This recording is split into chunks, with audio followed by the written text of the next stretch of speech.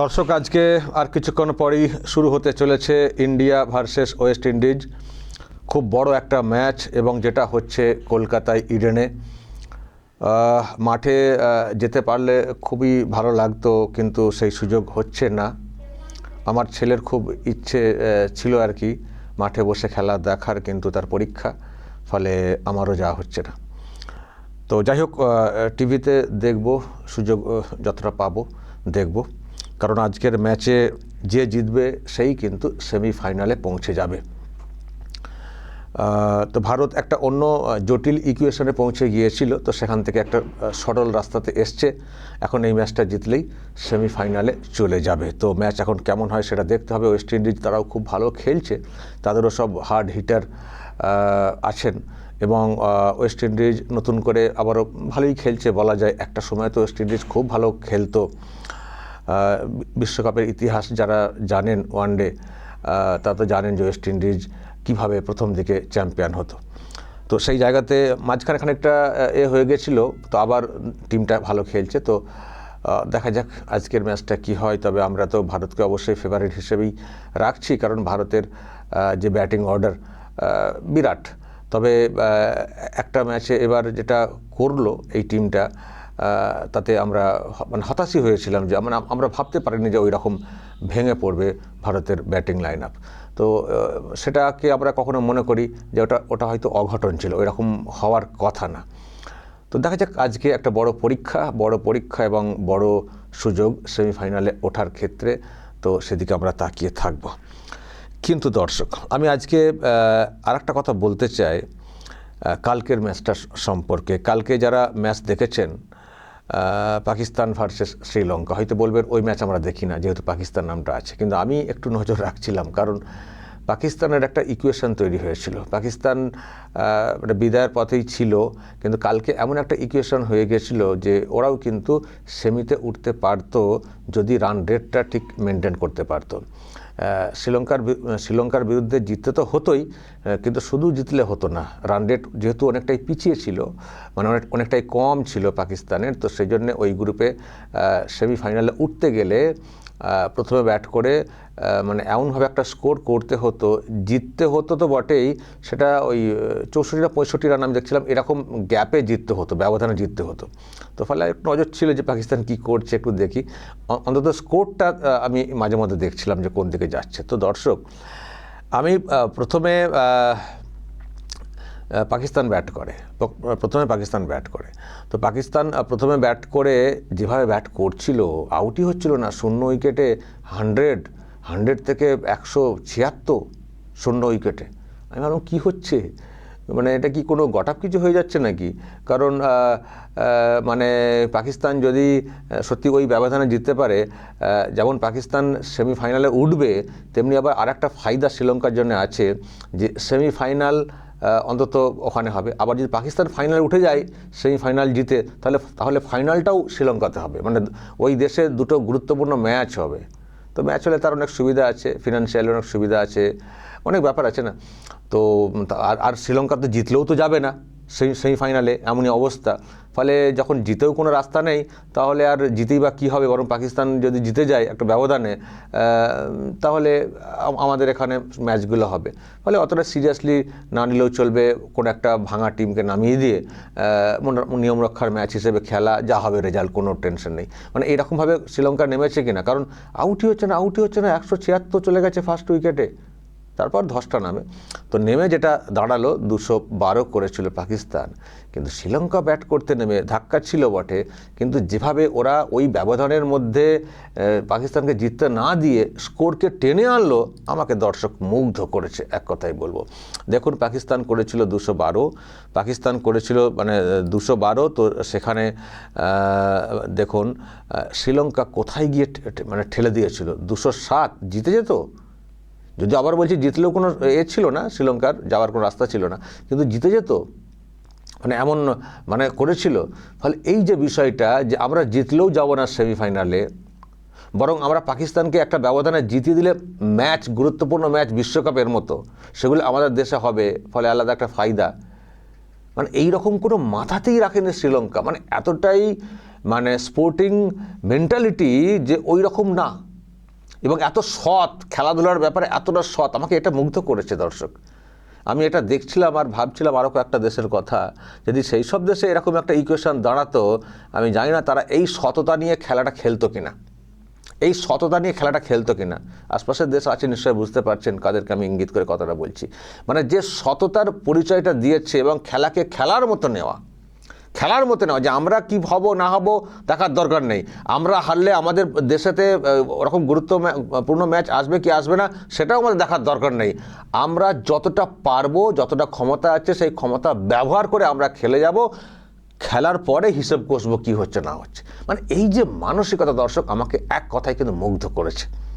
আবারও বলছি, প্রথম থেকে আমার মনে কিন্তু বিরাট একটা সন্দেহ তৈরি হচ্ছিল কি হচ্ছে বিষয়টা, কিন্তু না, পরীক্ষায় পাস করে গেছে শ্রীলঙ্কা।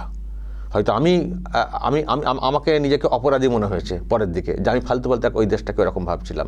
দেশটা ওরকম না, সত্যি খুব সৎ, যে এত কিছু, মানে তারা বঞ্চিত হয়ে গেল, সেমিফাইনাল ফাইনাল বঞ্চিত হয়ে গেল, নিজেরাও জিততে পারলো না, খেলাগুলোও গেল না, কিন্তু খেলার যে মানসিকতা, স্পোর্টিং যে মেন্টালিটি, যে সততা, তার পরিচয় কিন্তু শ্রীলঙ্কা দিয়েছে। এটা একটা বিরাট দর্শক, আমার তো ভীষণই ভালো লেগেছে, সেটা বলতে কোনো দ্বিধা নেই।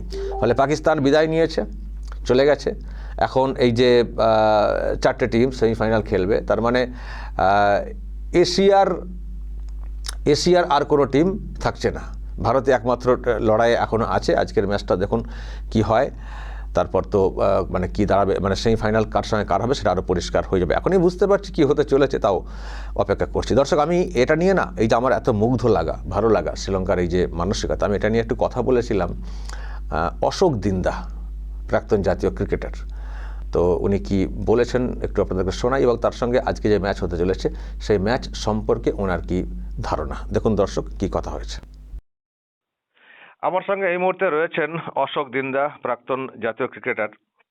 অশোক, এই কালকে যে খেলাটা হলো পাকিস্তান বনাম শ্রীলঙ্কা, খেলাটা যেভাবে এগোচ্ছিল, পাকিস্তান ব্যাট করতে নেমে যেভাবে ব্যাট করছিল, আমার তো মনে একটা অন্য প্রশ্ন তৈরি হচ্ছিল যে এই খেলার মধ্যে কোনো গট আপ গেম হয়ে যাচ্ছে না তো? কারণ কালকে পাকিস্তান যদি জিততো অন্তত 65 রানে, বা যদি পরে ব্যাট করে বল করে, একটা একটা অঙ্ক ছিল এখানে, জিতলে তাহলে তারা সেমিফাইনালে উঠতো, রান রেটে সেমিফাইনালে কোয়ালিফাই করতে উঠতো, এবং সেমিফাইনালে উঠলে যেটা হতো, সেমিফাইনালটা শ্রীলঙ্কাতে হতো, শ্রীলঙ্কাতে একটা সেমিফাইনাল হতো, আবার পাকিস্তান ফাইনালে উঠলে ফাইনাল ম্যাচটাও শ্রীলঙ্কাতে হতো। শ্রীলঙ্কাতেই হতো।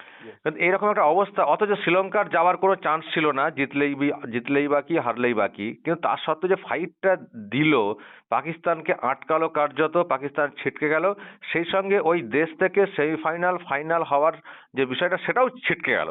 তো এই যে শ্রীলঙ্কা যে খেললো একটা মানে স্পোর্টিং মেন্টালিটি, মানে এটার কি বলবেন? মানে এই যে দেশ তো, মানে দর্শকের সংখ্যার দিক দিয়ে বা সেমিফাইনাল ছিটকে যাওয়া এইসব দিক দিয়ে দেশ বঞ্চিত হলো, তাদের আর্থিক ব্যাপারটাও হয়তো সেদিক দিয়ে অনেকটাই মানে বঞ্চনা হলো, কিন্তু খেলাটাকে যে খেলা হিসেবে নিয়ে খেলে গেল শেষ পর্যন্ত, তাতে কে জিতলো না হারলো আমার দেখার দরকার নেই, আমি আমার খেলাটা খেলে যাব। শ্রীলঙ্কার এই যে মানসিকতা, এটার কি বলবেন? এটা হচ্ছে স্পোর্টসম্যান স্পিরিট যাকে বলা হয়। আর স্পোর্টসম্যান সবসময় অনেস্ট, এবং সেখানে তাদের দেশে হয়তো সেমিফাইনাল হবে না, কিংবা পাকিস্তান যদি সেমিফাইনাল জিততো তাহলে ফাইনাল হয়তো ওদের দেশে হতো, সেটাও হবে না। সবকিছু ইকুয়েশন জানতো, জানার পরেও যখন তারা মাঠে নামে, জেতার জন্য নামে। এই কারণে প্লেয়ারদের সাথে অন্যান্য ক্যাটাগরির লোকেদের অনেক ডিফারেন্স হয়। তো স্পোর্টসম্যান স্পিরিট যেটা আমরা সবসময় বলি, সোলজার স্পোর্টসম্যানদের সাথে সোলজারদের এই কারণে তুলনা করা যায়, দেশের জন্য লড়ে। আমরা হারতে একদমই পছন্দ করি না, আমাদের শেষ মুহূর্তটুকু আমরা জেতার জন্য চেষ্টা করি।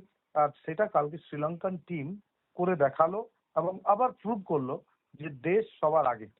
খেলা হয়তো অর্থনৈতিক দিক থেকে হয়তো যদি দুটো ম্যাচ হতো, টিভি রাইটস, গেমস, অ্যাডস, প্রচুর লোক, হোটেলে থাকা, অর্থনৈতিক হয়তো একটু বিল্ড আপ হতো, কিন্তু তার থেকে যে আরো প্রচুর লোক সেটা নিয়ে অনেক কথা বলতো, সেই সেখান থেকে তারা প্রুভ করলো। আজকে যেমন আমরা প্রশংসা করছি, যদি শ্রীলঙ্কা আজকে 70 রানে হারতো, 65 রানে হারতো, পাকিস্তান কোয়ালিফাই করতো, তাহলে আমরা সেটা নিয়ে এখন অনেক রকমের অনেক সন্দেহভাজক ভাজক কথা বলতাম।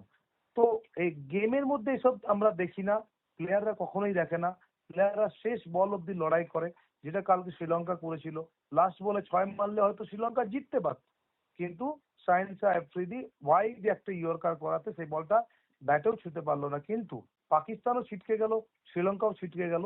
এক্ষেত্রে শ্রীলঙ্কাকে আমি বলবো মানে ওয়েল প্লেড, তারা হয়তো কোয়ালিফাই করতে পারেনি, তারা তাদের নিজেদেরকে উজাড় করে দিয়েছে খেলার মধ্যে, সেটা একটা প্রমাণ করলো, এবং সেই কারণে শ্রীলঙ্কান সমস্ত দর্শকরা সেখানে ক্ল্যাপ করেছিল কালকের ম্যাচে। একেবারেই আমারও খুব ভালো লাগছে যে একটা দেশ সত্যি অনেকগুলো দিক দিয়ে তারা হয়তো বঞ্চিত হলো, কিন্তু তার সত্ত্বেও খেলাকে যে খেলা হিসেবে নেওয়া সেটা কিন্তু তারা খেলে গেছে। ছোট্ট একটা দেশ হলেও দারুণ একটা নজির তারা তৈরি করলে এটা বলার কোনো অপেক্ষা রাখে না। এখন দ্বিতীয় যে যে বিষয়টা সেটা হচ্ছে যে আজকে তো একটা বিরাট ম্যাচ হচ্ছে ইডেনে, একেবারে মরণ বাচন, যে জিতবে সেই সেমিফাইনালে চলে যাবে, ভারত বনাম ওয়েস্ট ইন্ডিজ। এখানে কি দেখছেন, কি মানে কি মনে হচ্ছে?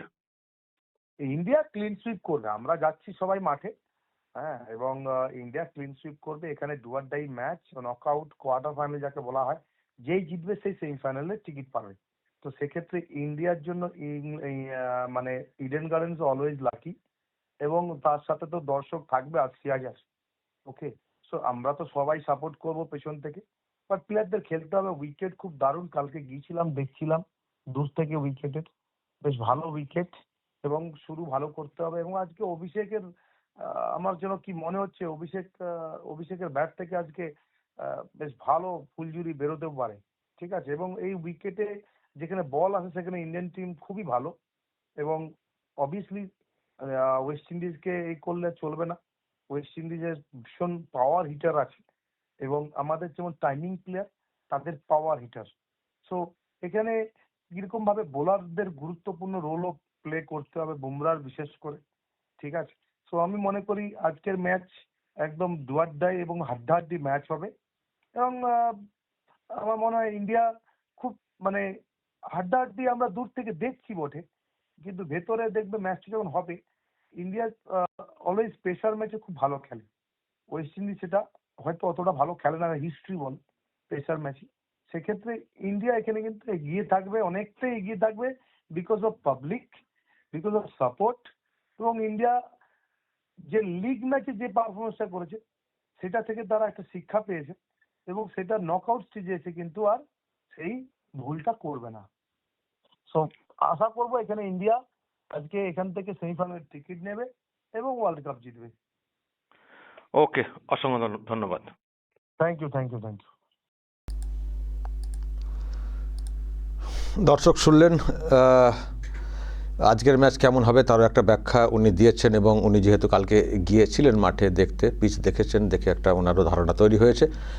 অভিষেক শর্মা ভালো খেলবেন আজকে সেটা মনে করা হচ্ছে, দেখা যাক, আবার আগে থেকে খুব বেশি বলাও যায় না। তো আজকের ম্যাচ জিতলেই সেমিফাইনালে চলে যাবে ভারত, তারপর কি হবে সেটা দেখব। কিন্তু আমি যেটা বলছিলাম দর্শক, যেটা অশোক দিনদাও বললেন, শ্রীলঙ্কা যে মানসিকতা দেখিয়েছে সত্যি খুব ভালো।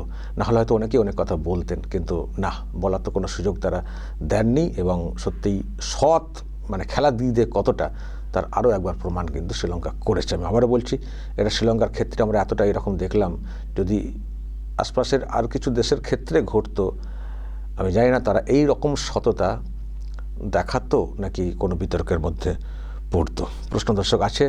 তবে আজকের ম্যাচ আমরা দেখব, কিছুক্ষণ পরে শুরু হতে যাচ্ছে আজকের ম্যাচ।